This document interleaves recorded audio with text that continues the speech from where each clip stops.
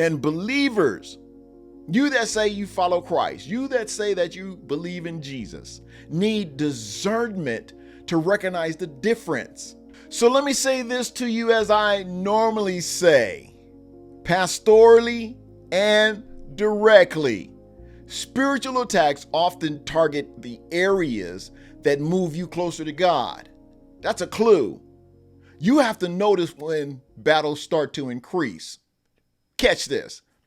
They often increase after spiritual growth, after obedience, during healing, during prayer, while pursuing purpose, and while breaking unhealthy patterns. Why do you think that is? Because resistance often increases when your spiritual direction becomes stronger. And many believers today become discouraged because they mistake spiritual resistance for personal failure. But not every battle means you're doing something wrong.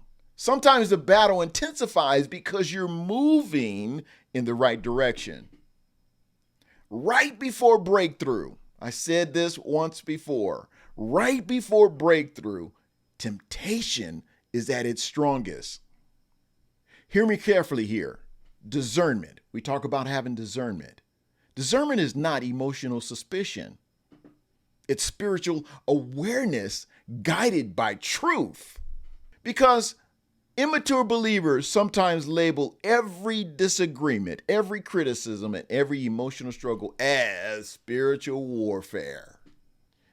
But wisdom asks, is this a spiritual attack?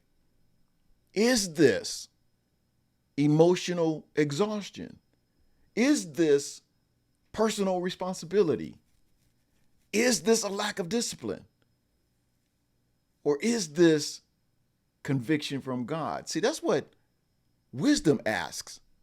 Discernment helps you recognize correctly. And here's why this matters, because you cannot fight effectively if you don't understand what you're dealing with. Ooh. If the issue is spiritual distraction, you need spiritual focus.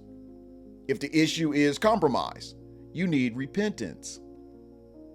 If the issue is exhaustion, you may need rest and wisdom. That's why discernment is so important. And here's something very powerful. Strong believers do not panic during warfare because discernment helps them remain stable.